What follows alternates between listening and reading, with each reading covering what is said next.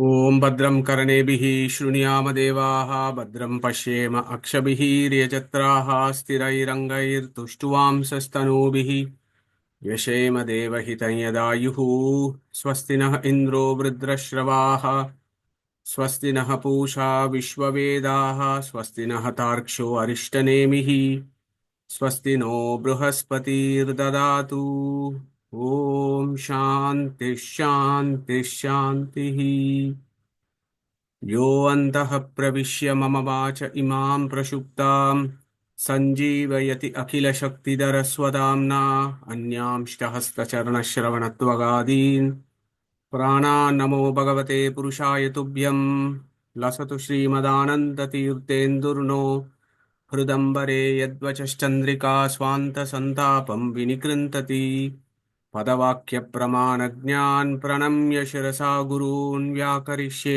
यथाभूतं विष्णुतत्त्वविनिर्णयम्. So, good morning, good afternoon, and good evening to friends who have joined for the 50th satsang of Mundaka Upanishad, also known as Atharva. So, happy Ramanavami to all of us. I hope you've had a very good puja and festivities at home. And it so happens, as I said just a minute ago, that this is the 50th session of Mundaka Upanishad, and I'm hoping that we will complete Mundaka Upanishad today. We got 5 to 6 verses to navigate, but they're all fairly straightforward verses. I think we'll see. So when the number 50th came, I was just thinking about, what is the philosophy of 50 in our satsang? There are lots of philosophies of 50. Okay. So the first one I wanted to say is, and Sudarshan was reminding me a few days ago, this is exactly around this time. 5 years ago is when we started the satsang. So this is the 5th year anniversary of the satsang, and we are all, really blessed that we have dedicated ourselves to every Sunday over the last 5 years to make progress in our philosophical journey. So this is amazing stuff. And of course, over the last 5 years, all that we have been thinking about is the 5 forms of Vishnu: Aniruddha, Pradyumna, Sankarshana, Vasudeva, Narayana. We have been thinking about the 5 forms of prana: Prana, Vyana, Udana, Samana, and so on. We have contemplated on the 5-fold differences in the universe, what we call as prapancha, panchavido bedaha prapanchaha. Understanding this prapancha, which is absolutely essential for route to liberation. If we want to go beyond the material realms, we really need to understand what is that 5-fold difference that is out there that our Acharya has illustrated to us so beautifully. And of course, we are going to complete the 5th Upanishad Chintana today. And this is our 5th Upanishad. So if you can recall, we have done Chandogya, we have done Mandukya, we have done Isha Vasya, Katha, and now we are doing Mundaka or Atharvana Upanishad. And to celebrate Ramanavami, we are going to have at the end of today's Mundaka session, Pratibhaji, Ramesh Achar and team will take us through a few verses of Sundarakanda. Sundarakanda Parayana is very important around Ramanavami time, which is documented in Mahabharata, Tatparya Nirnaya of Srimad Acharya. So there's lots of 5s. I'm sure I've missed a few other philosophies of 5s.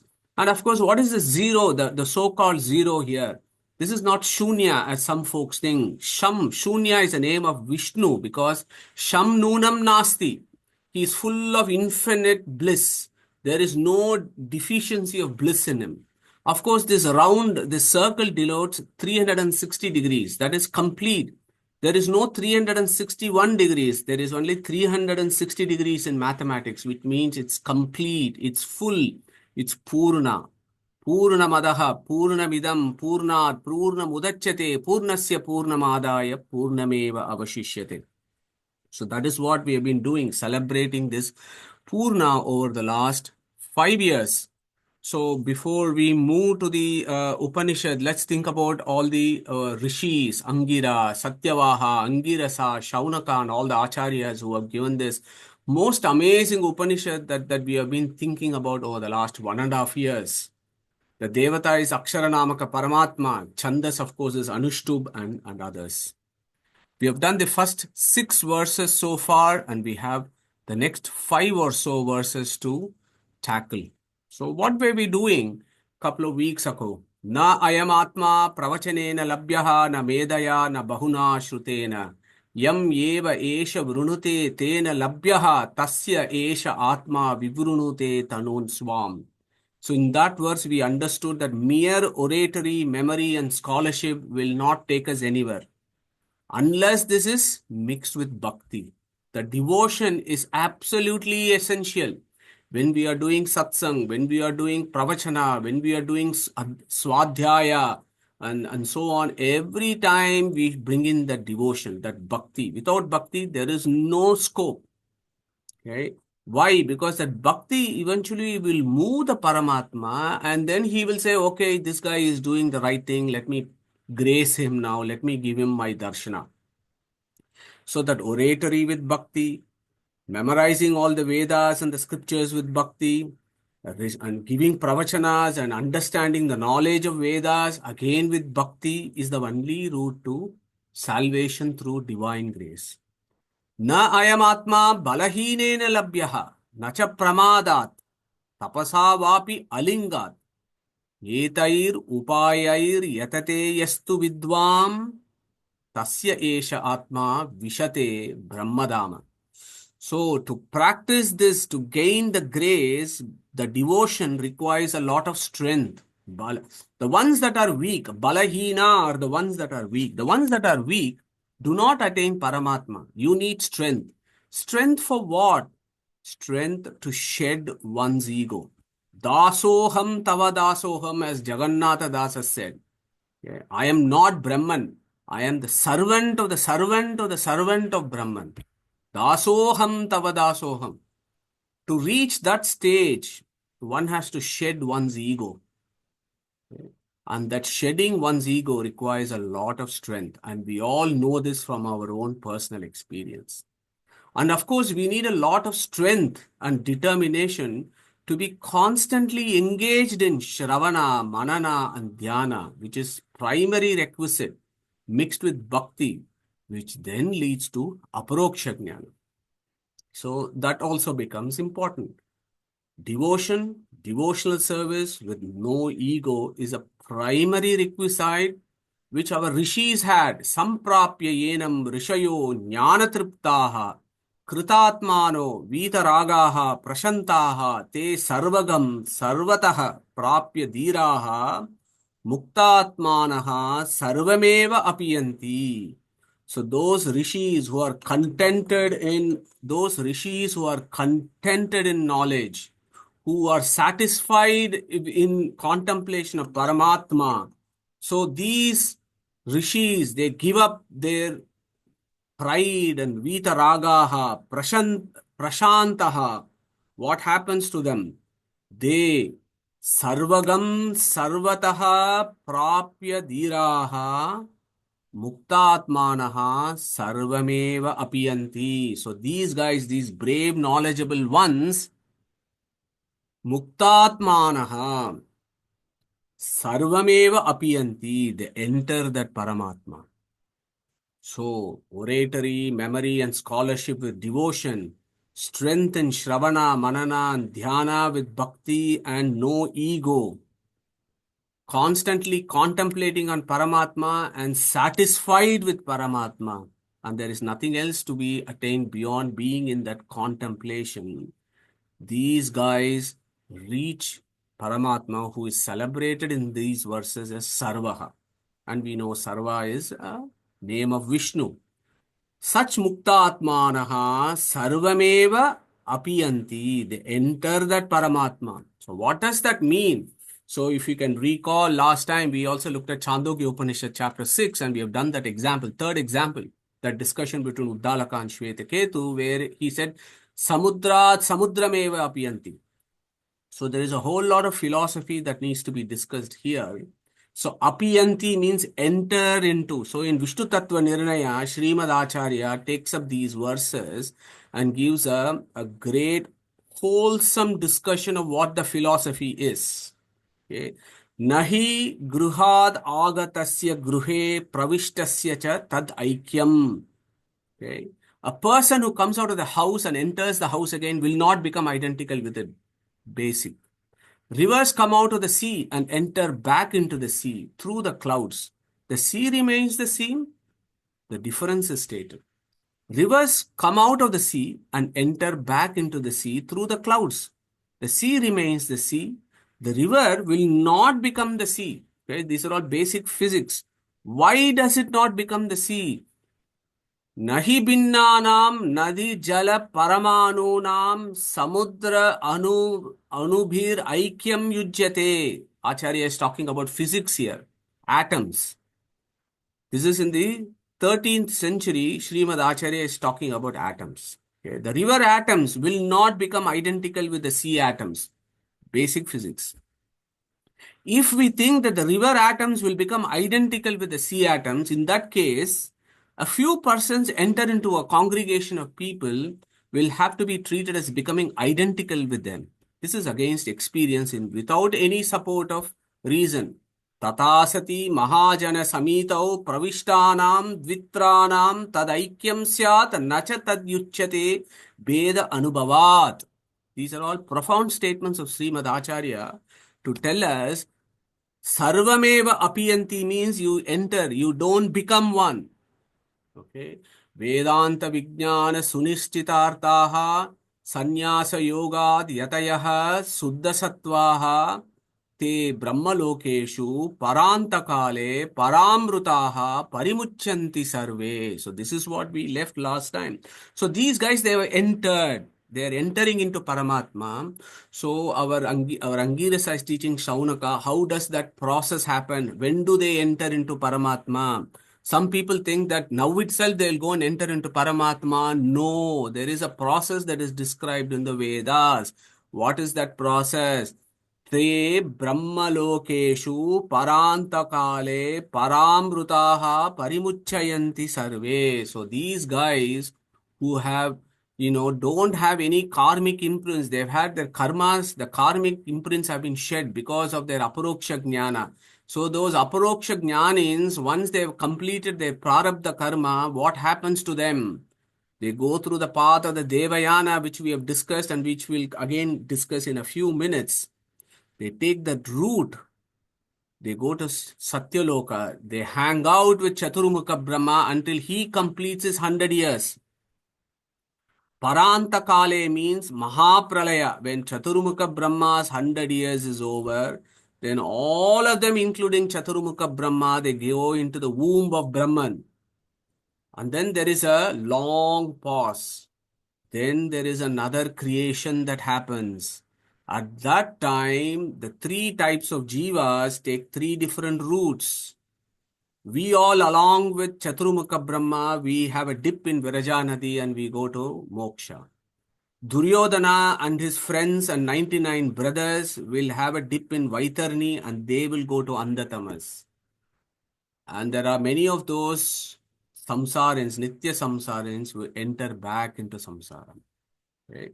This is the long journey of souls that is described in the Mundaka Upanishad and very, very many other Upanishads. It's a consistent theme, provided we see the verses carefully.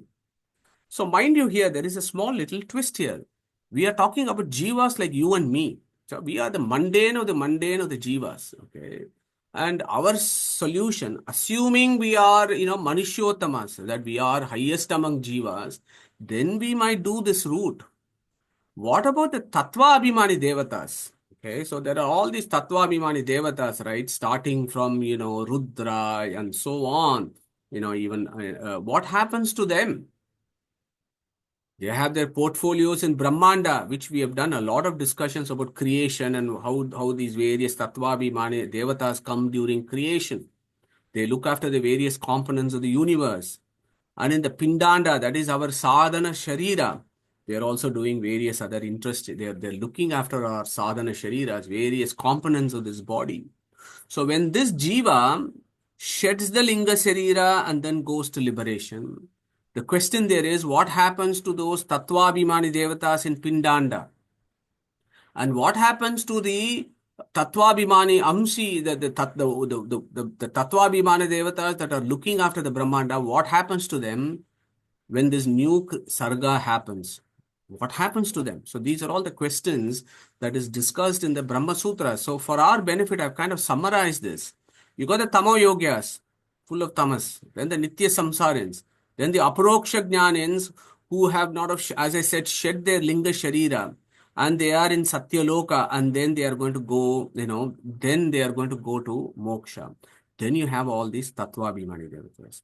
So what happens to them? How does it happen? Are Tattva Abhimani Devatas a separate category of souls? Do they go along with Jiva and so on? So these are subtle points, but nevertheless, Angirasa makes it a point to bring this up for discussion so that we can contemplate and understand the grand scheme of the universe. Okay, we take a view that we are the center of the universe. We take a very centric view, but our Vedas give a very grand view of what is happening out there.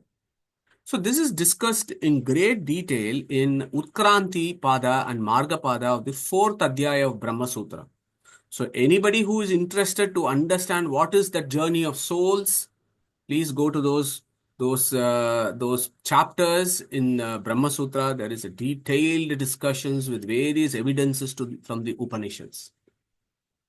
There is an Adhikaranam called Karyadhikaranam, where Badarayana takes the views of two of his students. One is Badari. Badari is none other than Badarayana's son, Sukacharya. Then Jaimini. So these are all students of Badarayana, Badari and Jaimini. So they all discuss about what happens to the soul, what is the journey of souls, and it is a discussion on the verse in Chandogya Upanishad. It's a beautiful, beautiful verse of the Chandogya Upanishad. स एनान् ब्रह्म गमयति एष देवयानः पन्था इति स एनान् ब्रह्म गमयति. Chandogyopanishad says this prana tattva or vayu takes all the souls. Sa enan brahma gamayati. Okay. So Badari and Jaimini take up this verse in Chandogya Upanishad, and there is a discussion to clarify who are all the various jivas and what are all the things that prana is doing or vayu is doing by taking all these jivas. Okay, very, very interesting. And this takes us to some of the fundamental concepts of Vedic philosophy, that there are two types of souls that are eligible for aparoksha jnana. Two types of souls, okay, is discussed in the Vedanta Sutra. One group is called Pratikalambanas. Pratika means what? Symbols. Alambana means dependent. So those category of souls that are dependent on symbols for their philosophical progression. So by definition, that means all of us. Okay, so we all need some form of symbol. When we are doing Shravana, Manana, and then we go into Dhyana. When we go into Dhyana, we need some form of symbol, okay, to do that contemplation so that we progress towards Aparoksha Jnana. So we are all categorized as Pratikalambanas. Okay, we all need some symbols, external symbols. Okay, whereas there are the other groups, the Tattvabhimani Devatas like Indra, Surya, Ganesha, Agni, and so on. Yeah. देवावाव सर्वप्रकाशः ऋषयो अन्तः प्रकाशः मनुष्या एव बहिः प्रकाशः Chaturveda Shika Shruti. The Veda himself, Srimad Acharya, gives us evidence for all this.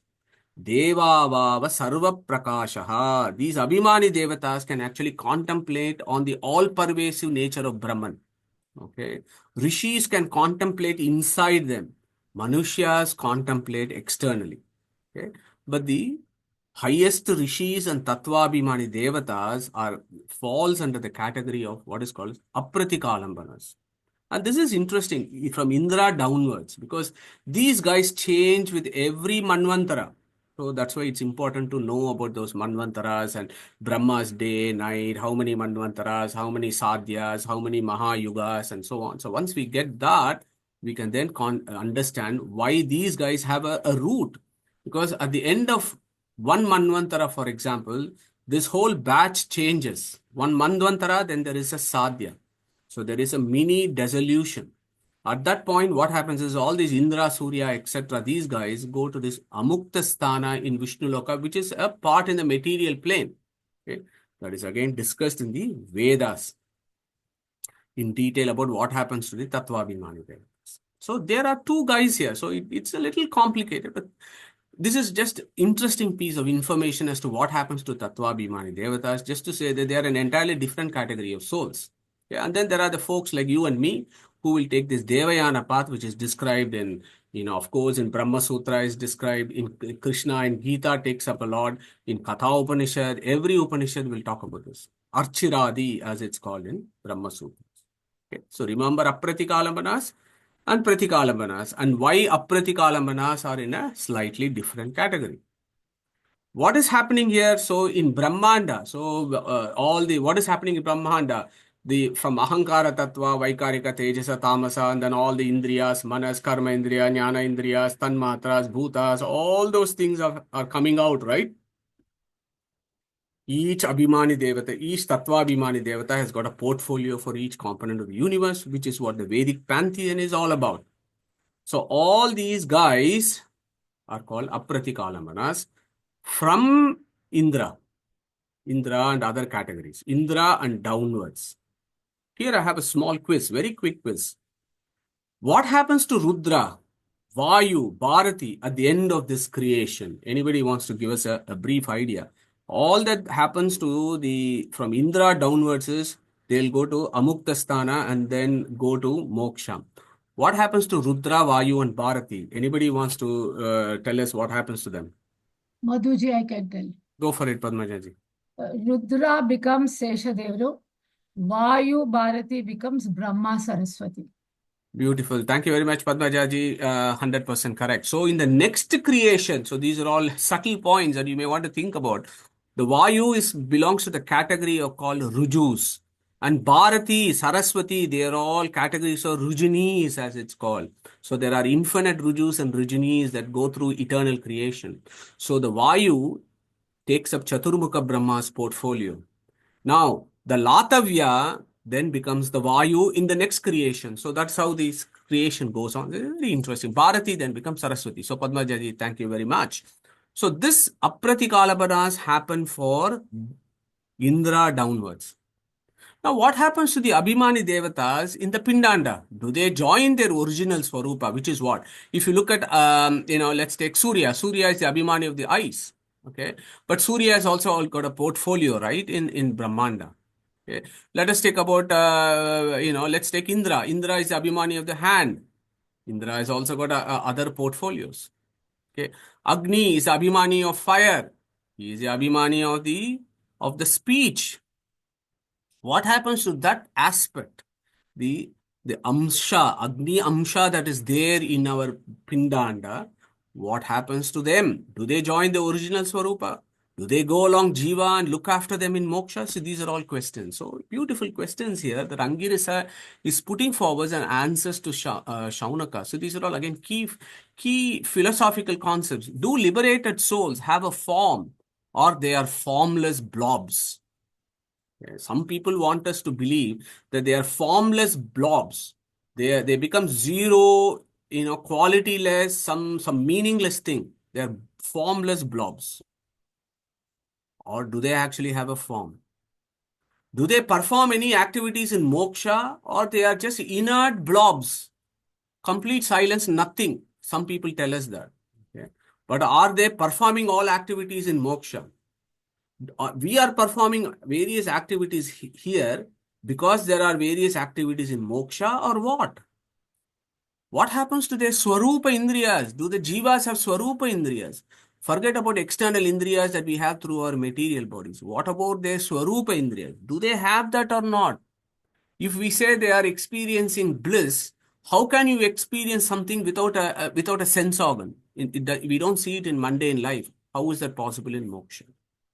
Just like when they have gross material bodies that are under Abhimani Devata's control, are their Swarupa Indriyas also under the control of Abhimani Devatas? So these are all the questions that Angirasa is answering. Remember, we have done all this Antaryami and Antaryami in philosophy. What is the rule for Aproksha Jnana? Now Pareya. Then we have said Samudrameva Apiyanti. Now the question is, what is happening once they are crossed over? So this is giving you the whole journey here. What happens to the Abhimani Devatas who are controlling the various sadhana shariras? So far, Angirasa had told us, look guys, you are the jiva, inside the jiva, Panchavida pranaha pratishtaha, there is the Mukhya prana inside. Inside the Mukhya prana is the Lakshmi Narayana, is one of the views that was discussed by Angirasa as to what is the anatomy of the soul, not the anatomy of the body, but the anatomy of the soul. We are atomic, subatomic, if you want to call it. Inside us is Prana Tattva, and inside us is the Lakshmi Narayana, is the view. But what happens to these guys who are looking after our external body? So that is the next verse, the new verse for today. Gataha, Kalaha, Panchadasha, Pratishtaha, Devashcha Sarve, Pratidevatasu, Karmani, Vijnanamayashcha Atma, Pare Abhyaye Sarve Eki Bhavanti. So this verse talks about what happens to all the Abhimani Devatas in Pindanda. Gataha, Kalaha, Panchadasha Pratishtaha, Devashta Sarve Pratidevatasu, Karmani Vijnanamayashta Atma, Pare Abhyaye Sarve Eki Bhavanti. Sounds a bit complicated. But let's dissect this out. Kalaha, Kala means Kalas, the Shodasha Kala Purushaha of Prashna Upanishad, the fences in which the Jiva operates. Nama, Lokaha, Karma, Mantra, Tapo, Viryam, Annam, Mano, Indriyam, Prithvi, Apaha, Jyotir, Vayuhu, Kam, Shraddham, Prana. So go back to our Prashna Upanishad. So that should immediately come to our memory. Kalaha, Kalaha means this fence. What fence? Not just these material fences, but actually talking about these Abhimani Devatas of those various fences. For example, I'll take you from 1 to 16. Usha, Parjanya, Pushkara, Swaha, Vahni, Varuna, Soma, Garudasesha Rudra, Surya, Chandra, Shani, Buddha, Pavaka, Marichi, Ganesha, Bharati, Prana. So these are all the various Tattvabhimani Devatas that are inside our Pindanda, and we operate in these fences, Shodasha Kala. So this Shodasha Kala, what happens? Kalaha Panchadashaha. Okay, so this is interesting. Panchadasha is 15. Okay, and then it has to be a plus symbol here. And the 15 plus 1, who is that plus 1? Karmani. Karmani is also Abhimani Devata. Who is Karma's Abhimani Devata? Pushkara. What is his Vedic rank? 25. He is the lowest in the rank among Kala Abhimani Devatas. Okay. Highest, of course, is Prana. And the lowest is Pushkara. So what Angirasa does is he takes 15 plus 1. Karma and Kala. Devashcha Sarve. These Abhimani Devatas, all of these guys, Pratishtitaha. So these guys are Pratishtitaha. Acharya gives us the etymology. Pratishtitaha. They are in each and every body. There is in each and every one of us. There may be infinite souls out there, and each of them have got this material body, and that material body, they are all there. Their amsas are there. Their amshas are there. Pratishtitaha. These Abhimani Devatas, Pratishtitaha. Pratistitaha. Where are they present? Prati Devatasu. This is interesting. Prati Devatasu. There Prati means Pratibimba. Jivas are the Pratibimbas. We are dependent not only on the Paramatma, but all the Tattvabhimani Devatas are also we are dependent. Okay, Prati Devatasu. So Prati Devatasu means Devatas Pratibimba. That is the Jivas. So in the Jivas are all these Kalabhimani Devatas. Okay. So these guys are there. What happens to them? So Gataha, Kalaha, Panchadasha Pratishtaha, Devashcha Sarve, Pratidevatastu, Karmani. So this Panchadasha Kalaha, Karmani, what happens to them is Vijnanamayascha Atma. So Vijnanamayascha Atma means you and me who now have got a lot of knowledge because we are aparoksha jnanins, right? So we have Vijnanamaya. Okay, Vijnanamaya Atma. So we are jivas with full of knowledge. In samsara, we had full of ignorance, but with all our sadhanas, we have become Vijnanamayascha Atma. So all these guys says Angirasa to Shuanaka, Jivas don't go to moksha alone. Okay, this is beautiful idea to contemplate on. Along with Kala Panchadasha Pratishtaha Devashta Sarve Pratidevatasu Karmani Vijnanamayascha Atma. So the Vijnanamayascha Atma, along with all the Tattvabhimani Devatas who are there as amshas in the body of the jivas, they all go pare avyaye sarve eki bhavanti. They all go into this para. Okay, so this is another important verse for philosophical discussions because all three schools of Vedanta discuss about this. Okay, this particular verse, some people take just the pustaka and see the philosophy. Some people have a hypothesis in their mastaka and then see the pustaka. So there are differences. But as I've told you before, the way to read the Vedas is read the pustaka and then take it into your mastaka, not have a hypothesis in your mind and then see something meaning in the text. And we will discuss that over the next 5 minutes as to how beautiful this particular verse is. Pare avyaye sarve eki bhavanti. So along with the jiva, the 16 kalas, they enter into Paramatma. This is how they happen. Lakshmi Narayana is always in Mukhya Prana, both in Samsara and in Moksha. Mukhya Prana always in Jivas, Samsara and Moksha. Indriya Abhimani Devatas in Jiva Swarupa in Moksha are there in the Jiva Swarupa in Moksha to enable Jiva Swarupa Indriyas to function. So this is a very novel concept that you can think about. Okay? That the Jivas have Indriyas in Moksha, the non-material bodies of the Jivas have eyes, hands, legs, and nose, and whatever else, all non-material. And all these Tattvabhimani Devatas, then they control the jivas in that stage. Remember, the Mula Rupa has already gone through Amukta Sthana to Viraja. Then with the jiva, the Amsa form of the Tattvabhimani Devatas also go along with jivas into moksha, says the Atharvana Upanishad. It's a very unique verse, and our gurus tell us that you won't find these kind of ideas in other Upanishads. It's a unique idea of unique vision that Angirasa gives about the journey of souls. Karmani Vijnanamayascha Atma Pare Avyaye Sarve Eki Bhavanti. So along with the enlightened jivas, they all go. This line is important, and we'll spend about 5-10 minutes thinking about it. Pare Avyaye, it is in the locative case. First thing we have to understand is there are various cases, isn't it? Like in English.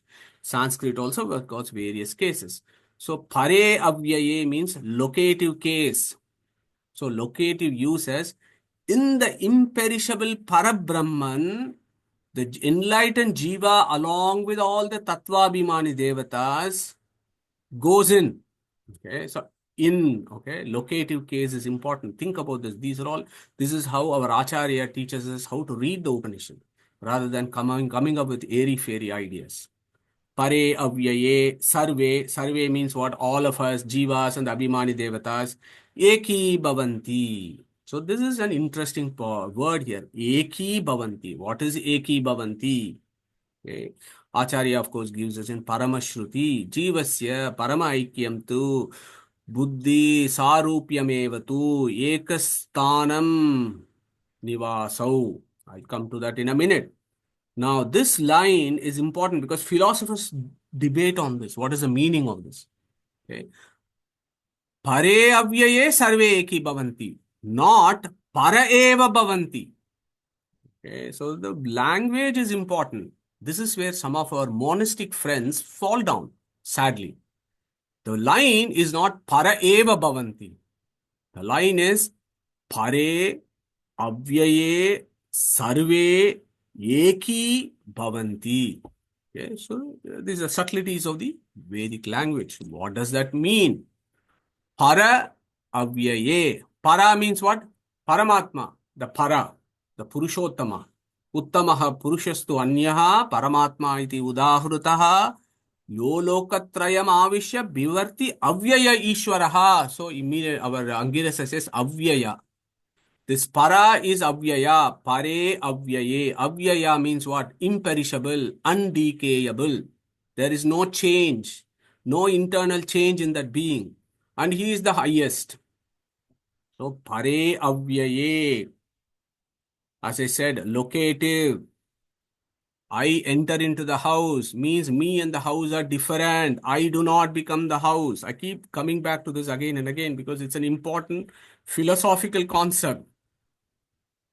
Sarve, Jiva, and all the Tattvabhimani Devatas enter into Brahman. How? Eki Bhavanti. So, what is the meaning of Eki Bhava? So, that is another philosophical discussion that happens. Okay. Again, you go to our Acharya for all the solutions because it's all there in the either Atharvana Upanishad Bhashya or in the Vishnu Tattva Nirnaya. It is discussed as to what is that Eki Bhavanti means. Eki Bhavanti means what? Matyaika Atava Sthanaikyaha. Okay. Matyaikyaha means you are synchronized in thought. When I am in moksha, my thought is synchronized with the thought of Brahman. Yeah. The sages who desires are fulfilled attain the place where God is present. The liberated attain the bliss God. If okay, so these are all some of the let my desire see the same as that of Paramatma. Let my heart think in the same way in which God thinks.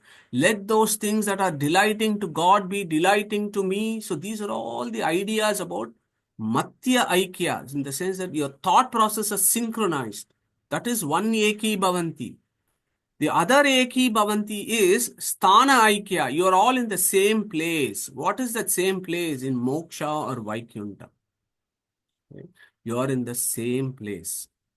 If we do not accept this, if we just say, Pare Avyaye Sarve Eki Bhavanti, why not this verse actually mean that all the Tattvabhimani Devatas and the Jivas become one with Brahman or become Brahman? If we take that, that is one of the views of the monastic schools which pick up this verse and says that is what this verse says. Srimad Acharya very elegantly points out if Aikya is stated, then to mention karma and jiva will be out of context. Okay, karmani vijnanamayascha atma pare avyaye sarve ki bhavanti. He says karma and the jivas they become one with Brahman. Karma does not become one with Brahman. Okay, that is where that school falls down. In karma it is mithya. The second one is karma is kshaya. Karma is actually destroyed after aparoksha jnana.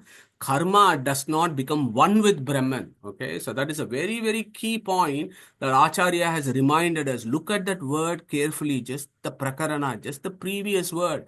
If you take this as Aikya, this will not fit in. Here is another problem. न च ज्ञाननिवृत्तस्य रजतस्य शुक्तया एकी भाव व्यवहारो अस्ति.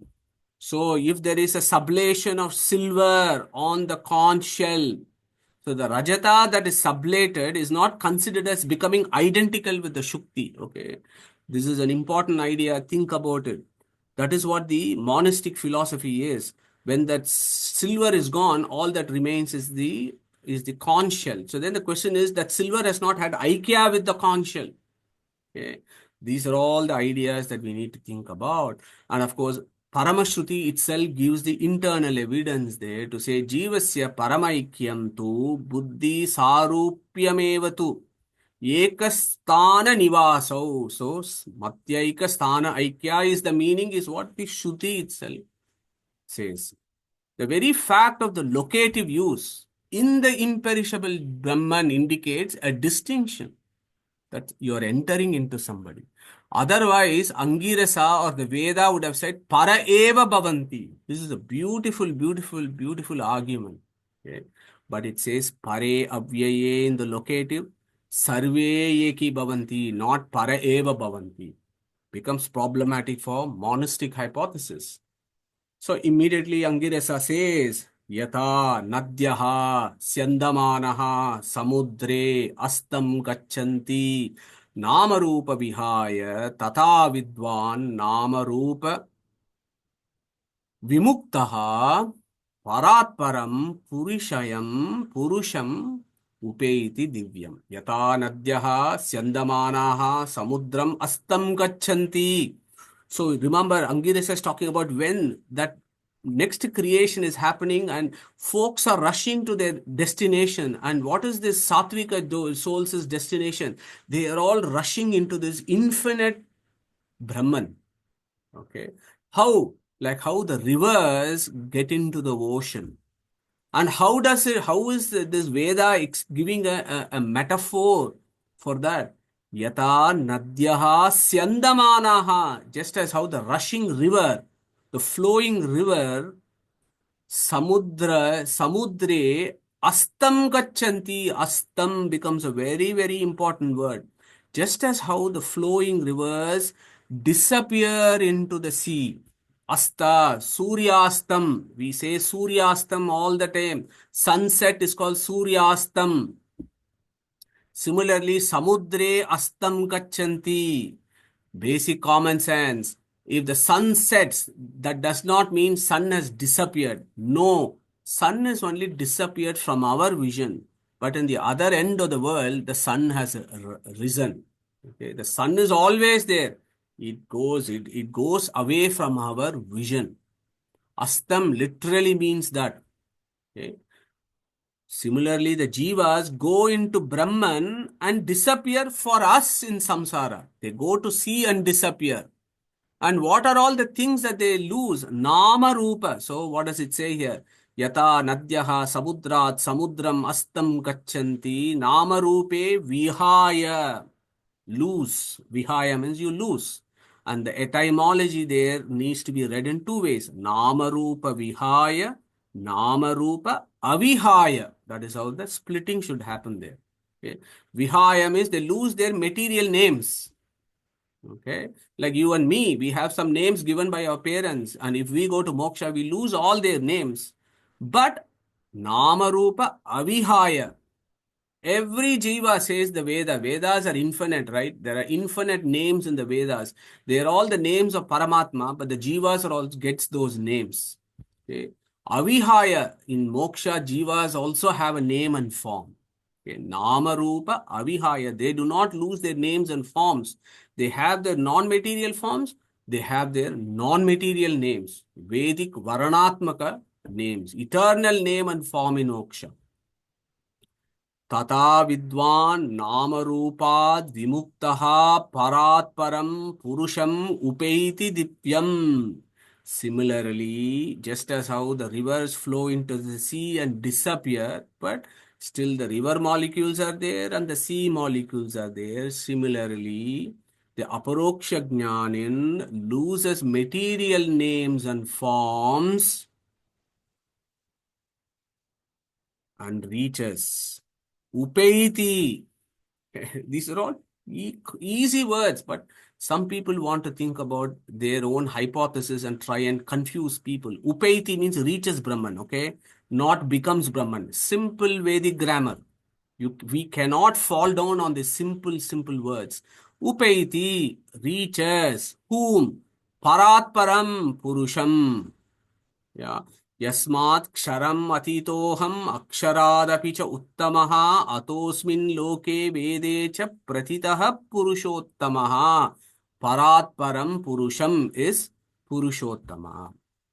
Who is this Purushottama? He is Divyam, divine. There are so many meanings of Divyam. One is Divudyuti, light, that light of knowledge. He goes and reaches. Who? The Aparoksha Jnanin. Who is he celebrate? What is the name given to him? Vidwan. Okay. So remember we are talking about the journey of souls. Yata nadyaha syandamanaha samudrae astam gachanti namarupe vihaya. Tata vidwan namarupa vimuktaha paratparam purusham upeiti ditvam. Sayo hava etat paramam brahma veda brahmaiva bhavati na asya abbrahmavid kule bhavati tarati shokam tarati papmanam gruha grantibhyo vimukto amrutam ashnute. Angirasa is coming to the penultimate verses here. And he's saying, Sayo Hava Etat Paramam Brahma Veda. So again, the last three verses that we have done, we can maybe go back and ruminate on this for weeks. And how important it is to understand the language, the grammar, the words that are put in, the context in which these words are, to understand what the Vedantic philosophy is. This is highly illustrative. Never have the hypothesis in the brain and read it, but read the verse as they are. This verse is a classic example of that. Why do I say so? Sayo hava etat paramam brahma veda. Yo etat paramam brahma veda. Yo is who? That adhikari. Who are those adhikaris? You and me. We are in the aparoksha jnana. What happens to that adhikari? Etat paramam brahma veda. That adhikari knows what? This entity that is very close to it, called etat paramam brahma veda. That adhikari who knows paramam brahma. Okay. Okay. Paramam brahma. Remember that there is this paramam there. Paramam brahma veda. So this adhikari who knows this paramam brahma. What is Brahma? Brahma means fullness, right? Purnatva or big. And there are so many meanings of Brahman. It can be Paramatma, God, it can be Lakshmi, it can be Mukta Jivas, it could be Jiva, it could be Veda. They're all called Brahma. We have to take it in context. And we also have to see what are the prefixes, suffixes, and other contexts in which that Brahman is used. So here this word is Paramam Brahma. Okay. Paramam Brahma means the highest fullness, the highest being, the biggest being which is infinitely full. Okay. This Aparoksha Jnani knows that being. Okay. So this Adhikari who knows the highest full being, the Paramatma, Saha Brahmaiva Bhavati. He attains his fullness as per his capacity. Okay. Key verse. Why is that? Look at the way the words are placed. Sayohava etat paramam brahma veda. It does not say parabrahma viva bhavati. Okay, this is important. This is what our Acharya has shown us. Look at the language there. It says the Adhikari knows Paramam Brahma. Because he knows Paramam Brahma, he attains his fullness. That is Brahmaiva Bhavati. He does not become Paramam Brahmaiva Bhavati. Okay. That is where again our monastic philosophers fall down because they have not paid attention to the language here. Our Acharya reminds us, please guys, read the Vedas, Upanishads carefully. It is saying, Sayohava etat paramam brahma veda brahmaiva bhavati. And what happens to those adhikarins or aparoksha jnanins? Asya kule abrahmavid na bhavati. And if there is an aparoksha jnanin in one family, all generations in that family will become knowers of Brahman. That is how that family actually prospers, says this Veda. Of course, applicable only in Kruta Yuga, as reminded to us by our Acharya and Gurus. This is not applicable in Kali Yuga or Dwapara Yuga. Only in Kruta Yuga it is applicable, is the is the fine point that family becomes knowers of Brahman. And what happens to this adhikari? He tarati shokam. Tarati means he crosses. That is why our Swamijis are called tirthas, because they are supposed to have crossed. Okay. Tarati, he crosses unhappiness and misery. Shoka means suffering. Tarati, papmanam, he crosses all sins because at aparoksha jnanin all his karmas are gone. Because his karmas are gone, he no longer has suffering. Why has his karmic imprints and suffering gone? Because gruha gantibyo vibukto. So in gruha grantibyo means the primordial ignorance, paramachadika, jivachadika, the sense of independence, all those ignorance that we have spoken about, that is called gruha grantibya, the knots that is there in the heart, that is the ignorance. He loses everything. Amrutam Ashnute reaches eternal moksha, which has no death or birth. Okay. Amrutam Ashnute Hava. Havai, hai, vai. So hava, look at those words. Hava there means this is popular and authentic. This is very well established. You can be rest assured. This is what will happen, says the Apaurushaya Veda. Okay. This verse, Sayo hava etat paramam brahma veda brahmaiva bhavati, does not establish identity. Okay. As I told you, if that is the case, it should be Paramam Brahma Veda, Paramam Brahma Bhavati. But it says Brahma Eva Bhavati. There are other internal evidences in Mundaka Upanishad. And again, I don't know how some folks will conveniently forget this. Pranavo Danuhu, Sharohi Atma, Brahmata Lakshamuchate, Apramattena Vedavyam, Sharavat Tanmayo Bhavet, Jushtam Yada Pashyati, Anyam Isham Asya Mahimanam Iti Vita Shokaha. Anyam Isham, only when the Jiva sees the other, the one that is different from it, this Anya, Anyam Isham. Niranjanaha Paramam Samyam Upaiti, that Paramasamya there is Dukkha Abhava, Samsara Rahitya. Okay. So even the internal evidence we have to bring in and understand what is this verse saying rather than jumping into airy-fairy philosophies. Okay. So I hope you're able to appreciate the depth of this verse, because these are all very popular Vedantic verses that talk about the debate on various, philosophical ideas of Vedas. But all that you have to do is just read the words carefully. Then you get the answer rather than having this endless hypothesis. Tadesha shlokaha kriyavantaha shrotriya brahmanishtaha swayam juhvataha ekashrin shraddhayantaha tesham eva etam brahma vidyam vadet shirovratam vidivat yastu chirnam. Okay, this is a very interesting verse. Angirasa is teaching our friend, our guru Shuanaka, right? And Shuanaka is what? He's a big Yatnashala, Mahashalaha, as we have done. He does a lot of Vedic sacrifices and so on. So our Angirasa is coming to the last few verses and he says, look, in the Vedas there is a reference, Tadesha Shlokaha. There is a very popular reference in the Vedas itself, Angirasa saying in the Atharva Veda itself. What does it say? Kriyavantaha, Shrotriyaha, Brahmanishtaha, Swayam Juhvataha, Ekarshin Shraddhayantaha, Tesham eva yetam Brahma Vidyam Vadet, Shirovratam Vidivat Yastu Chirnam. So this is this is a very important concept of Vedic times, because it is because we have had these Vedic concepts, our Vedas, whatever is left in the Vedas is still available. Whatever Sanatana Dharma how shall I put it? Sanatana Dharma that was under threat due to various invasions has survived. Why? Because Angirasa says, teach the deserving only. Preserve the Vedas, preserve the Vedantic scripture, preserve the Upanishads. How? By teaching it only to eligible persons or adhikaris, not on the streets. And that is something I'm not shy away in saying.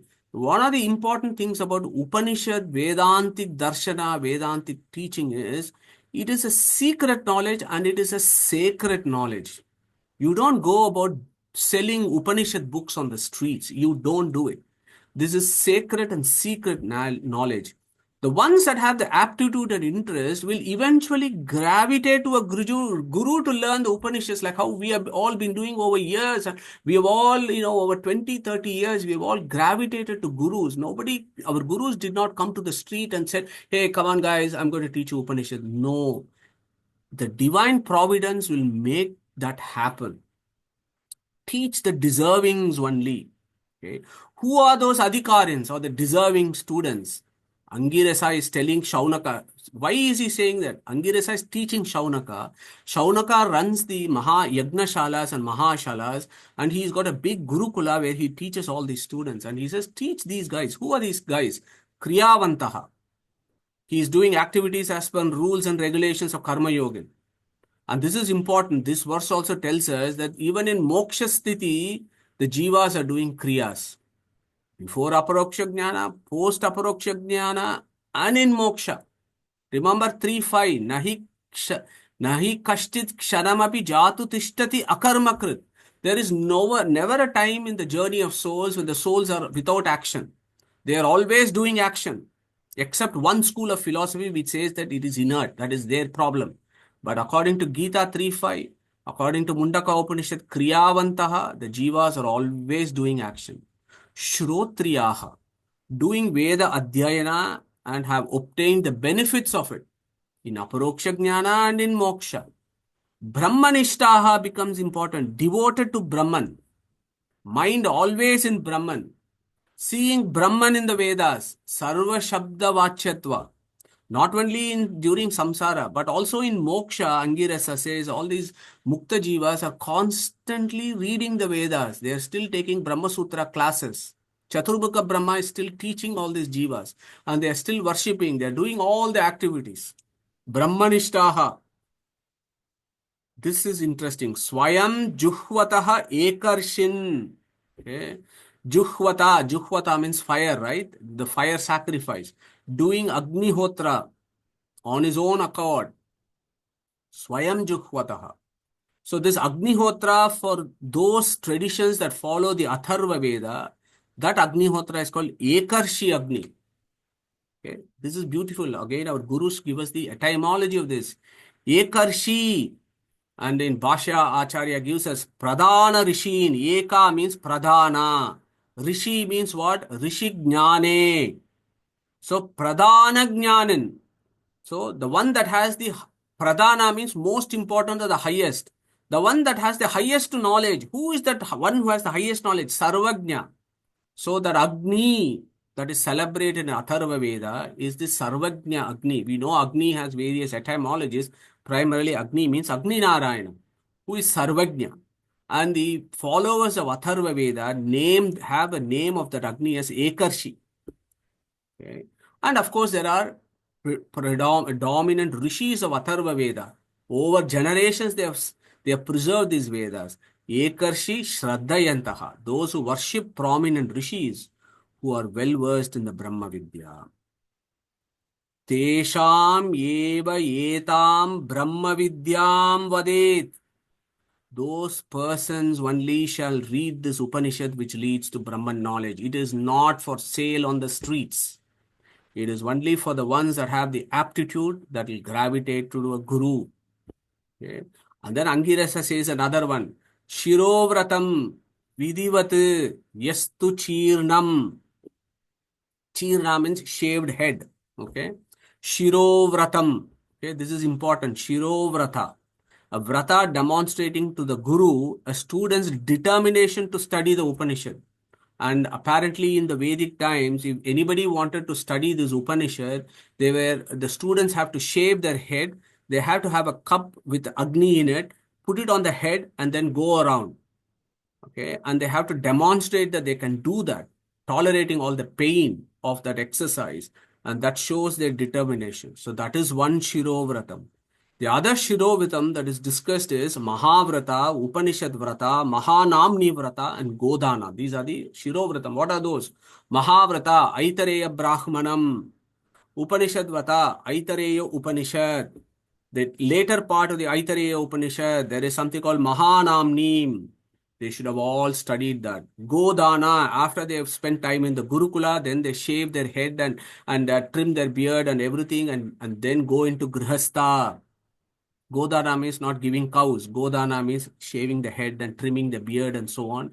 And then go back to your house because you have done all these studies in the Gurukula. Then you go back to Grihastha, marry somebody, do Ekarshi Agnihotra, and then make progress in life. Okay. That is what Angirasa is saying. तदेश श्लोकः क्रियावन्तः श्रोत्रियाः ब्रह्मनिष्ठाः स्वयं जुह्वत एकर्षिन् श्रद्धयन्तः तेषाम् एव एतां ब्रह्मविद्यां वदेत् शिरोव्रतं विधिवत् यस्तु चीर्णम्. Okay, and our friend, our guru Angirasa, sorry, oops, I pressed the wrong button. Let's go back again. Just bear with me.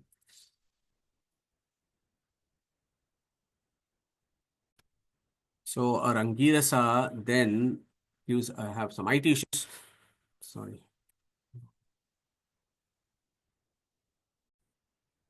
तदेतत् सत्यं ऋषीणा अङ्गिरसः पुरोवाच न एतद् अचीर्णं व्रतो अधीते नमः परम ऋषिभ्यो नमः परम ऋषिभ्यः is the very last verse that Angirasa is giving in Mundaka Upanishad. Tat etat satyam rushir angiraha. Tat tataha, that which is all pervasive. Etat, that is inside you as your antaryaman. He is called Satyam. And we know all the etymologies of Satyam. Angiraha, Angirasaha, Purovacha, Pura Uvacha. Sage Angirasa imparted this ancient knowledge and truth in the past. Okay. To whom? To Shaunaka. Okay. Tadetat Satyam Rushir Angiraha Purovacha. And then again there is a caution. He says, guys, preserve this knowledge, preserve this knowledge. Don't throw it away and don't sell it on the streets. You need to preserve the right knowledge. Na etad achirna vrato adhite. None who is not initiated, not committed shall learn this. Na etad achirna vrato adhite. Okay. And then the last line, and we are keeping very good time here. The last line that Angirasa is saying is Angirasa himself is a great rishi, but he says Namaha Parama Rishibhyo. Namaha Parama Rishibhyaha. I bow to the rishis who have given me this knowledge. Namaha Paramarishibhyo, Namaha Paramarishibhyaha. He says this twice, Angirasa. Why? As a mark of respect to the rishis down eternity who have given us this knowledge. When anything in our Vedic language twice it comes, then it means that it is coming to a conclusion. What are those two twices? That itself is interesting. Parama Rishibhyo. Rishi means what? Rishi Jnane. Parama Rishibhyo. Parama Rishibhyo means Bhagavanta, Sarvajna. I bow to this Paramatma. That is the first meaning. The next one, Namaha Parama Rishibhyaha. All those great rishis who have preserved and brought down this knowledge about this Sarvajna, I salute to them. My salutations to the Sarvajna Vishnu, my salutation to the great rishis who gave the knowledge of Vishnu. So, from our perspective, we should be eternally grateful to Atharva, Angirasa, Satyavaha, Angirasa, Shaunaka, Ananda Tirtha for giving us the right perspective of how to understand this Upanishad. And hopefully that is what we have done over the last 1.5 years. Over 50 verses, over 50 sessions, we have done Atharvana Upanishad. Iti Mundaka Upanishadi, Tritiya Mundake, Dvitiya Kandaha, Om Badram Karanebihi, Shrunyama Devaha, Badram Pashyema Akshabihir Yajatraha, Sthirairangair Tushtuamsastanubhihi, Vyashema Devahitai Yadayuhu, Swastinah Indro Vrudrashravaha, Swastinaha Pusha Vishwavedaha, Swastinaha Tarksho Arishtanemihi, Swastino Bruhaspati Dadatu. Om Shanti Shanti Shanti. Krishna Pranamastu. So we conclude Atharvana Upanishad. And thank you very much for joining us over the last 1.5 years to walk through this amazing Upanishad that gives you gives you the grand scheme of our Vedic philosophy. Okay, Krishna Pranamastu. So what we will do next is, today is Ram Navami. So we thought we will pick up Sundarakanda and we will celebrate Ram Navami for the next few minutes. And I'm going to pass it on to Neeta, Pratibhaji and team to take us through these beautiful verses from 7th Adhyaya of Mahabharata Tatparya Nirnaya of Ananda Tirtha. Over to you, Neeta ji. Hari Om, Shri Gurubhyo Namaha, Shri Krishnaya Namaha. Happy Ram Navami to all of you. So before that, Madhusudanji had asked me to tell you a little bit about Sundarakanda. So first thing I would like to say is, this is part of Mahabharata Tatparya Nirnaya. Now, Mahabharata Tatparya Nirnaya is a great work by Sri Madhvacharya. So, Mahabharata Tatparya Nirnaya has 32 chapters altogether, out of which chapter 4 to 7 deal with Ramayana. So, the 7th chapter of Mahabharata Tatparya Nirnaya is Sundarkanda. Okay, so it gives a very clear picture from Sri Hanuman flying over the ocean and then going and fighting with all the demons over there, and then how he comes back with Chudamani to Sri Ram, and then Sri Ram gives him a hug. That is, it goes through all the details and very clear explanation of all the questions that we have that rise in the Ramayana part of it. So then 7th chapter has 50 shlokas. So we will be chanting the first shloka and the last 5 shlokas. And Pratibhaji will explain a little bit of the meaning of each of these shlokas. So over to you, Pratibhaji.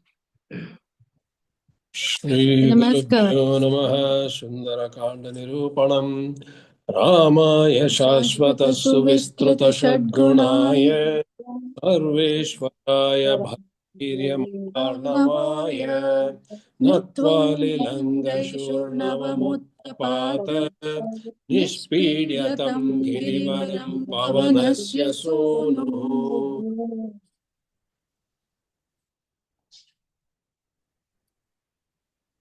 My turn? Yeah. सुवर्णरत्नकारितां सराक्षसोत्तमैः सह प्रदह्य सर्वतः पुरीं मुदान्वितो जगर्जि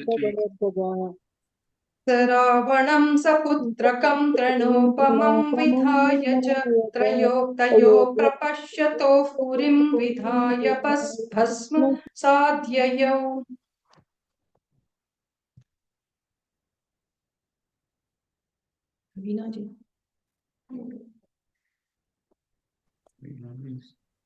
विलङ्घ्य चार्णवं पुनः स्वजातिभिः प्रपूजित प्रभक्षवानरेषितुर्मधुप्रभुं समे इवान् रामं सुरेश्वरमगण्यगुणाभिरामं सम्प्राप्य सर्वकपिवीरवरैः समेतः चूडामणिं पवनजः पदयोर्निधाय सर्वाङ्गकैः प्रणतिमस्य चकार भक्त्या रामोऽभिनान्यतनुदातु मुमुक्ष्य योग्यम् अत्यन्तभक्तिभरितस्य विलक्ष्य किञ्चित् स्वात्मप्रदानमधिकं पवनात्मजस्य कुर्वन् समाश्लितमुं परमाभिदुष्टः.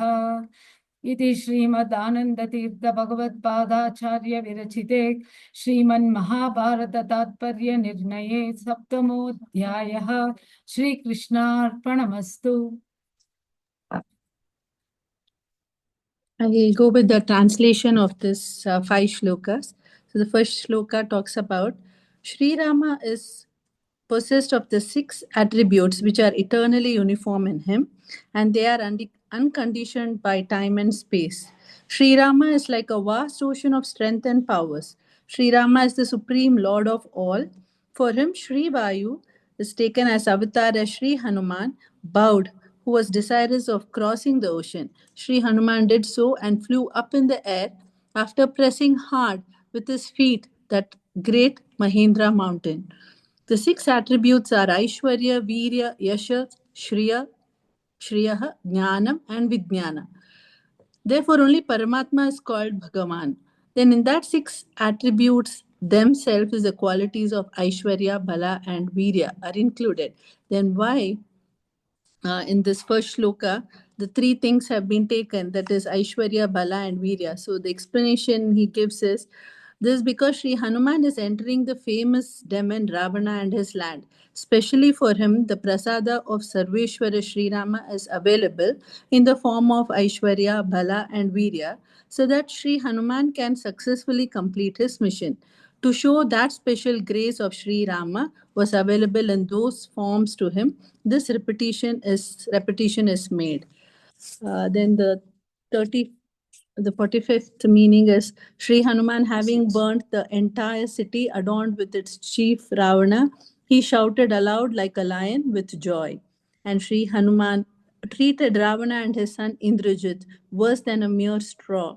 Sri Hanuman reduced the city of Lanka almost to ashes, and then, in their presence itself, he departed back to the southern ocean. Sri Hanuman, after crossing back the ocean once again, and was honored by his fellow beings. Then they all drank honey in full in the garden of Sugriva, the king of monkeys, and then Sri Hanuman reached the Lord Sri Rama.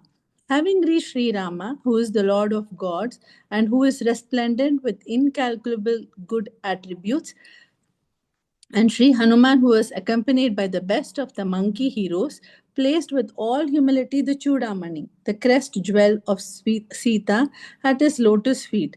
Sri Hanuman prostrated before him with all his limbs out of great devotion. Sarvaka Sarvakapi Vara Sarvakapi Veera Varega Sametaha. This is the greatest generous act on the part of Sri Hanuman. All the work he did alone. But while meeting Sri Rama with Chudamani, he took all the kapis with them. So, like that, Sri Hanuman remaining in us does all the good deeds by pushing the presiding deities. After doing all the sadhanas, he takes us before Paramatma as if we have done those sadhanas. So these are explained in many of the Brahma Sutras. And Sri Rama also was greatly pleased with the devotion of Sri Hanuman, finding nothing else appropriate to be given to him, having regard to the intense and acute devotion of Sri Hanuman, and thinking gift of self to Sri Hanuman as greater than all else, he embraced him with Ekanta Bhakta. Sahabogam Ananya Labhyamasmai Hanumadrupavate Dadau Purahi Anavekshya Param Swabhishta Katre Pratidatum Hari Radai Hari Raidyatameva. Om Shri Krishna Arpanamastu. I'll ask Ramesh ji to sing a song. I'm offering on Ram Bhajan. Ram का गुणगान करिए, राम का गुणगान करिए, राम का गुणगान करिए। राम प्रभु के भद्रता का, राम प्रभु के भद्रता का, सभ्यता का मान करिए, ध्यान धरिए। राम का गुणगान करिए, राम का गुणगान करिए। राम के गुण गुण चिरंतन, राम के गुण गुण चिरंतन, राम गुण सुमिरन रतन धन, राम गुण सुमिरन रतन धन। मनुजता को कर विभूषित, मनुजता को कर विभूषित, मनुज को धनवान करिए, ध्यान धरिए। राम का गुणगान करिए, राम का गुणगान करिए। राम सगुण ब्रह्म स्वरूप सुंदर, सगुण ब्रह्म स्वरूप सुंदर, सुजन रंजन रूप सुख कर, सुजन रंजन रूप सुख कर।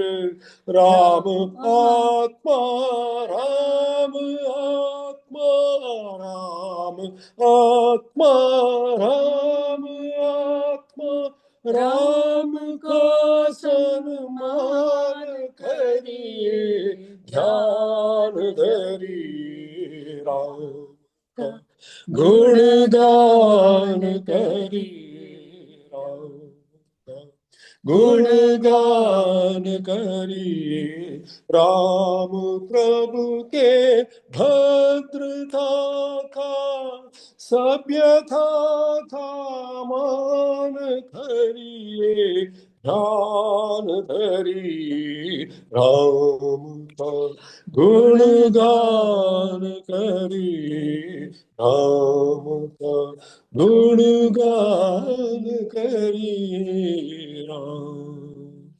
जय Shri Ram. Jai Shri Ram. Neetaji, back to Thank you, Pratibha ji and Ramesh ji, for this beautiful song by Ramesh ji and all the meanings by Pratibha ji. Thank you very much. So I'll pass it back over to Madhusudan. Thank you very much, Neetaji and team. Wonderful way to finish Mundaka Upanishad with contemplating on Ram, and a wonderful bhajan from Ramesh ji. So thank you very much. So what we will do next week is, assuming there are no questions, I think we can close today's session. From next Sunday, we start a new Upanishad, Kena Upanishad, also called Talavakara Upanishad, also called Trimurti Upanishad, also called Narayana Samhita Upanishad. It's an amazing Upanishad of Samaveda. It's a concise Upanishad, but the philosophy there is very, very abstract and deep, and because we've had a grounding over the last 5 years, I'm pretty confident that we'll be able to navigate these verses, very beautifully over. Let's see how many other weeks or months it takes to do the Kena Upanishad. So look forward to catching up with the next satsang. So before we close, can I ask Anandji to recite Om and close today's session, please? Madhuji, before I recite Om, on behalf of all the Sahiti members in the Knowledge Academy, I would like to thank you for that wonderful session on Mundaka Upanishad. We can't express how much we have enjoyed it. You can see some text messages. Thank you very much. Thank you very much, Anandji. And it's, of course, it's everything is a team, right? It's a team that's so we are all that group of jivas making that journey upwards. So hopefully we'll reach the other end eventually. Anyway, on that note, if you could kindly recite Om and close today's session, please. Om.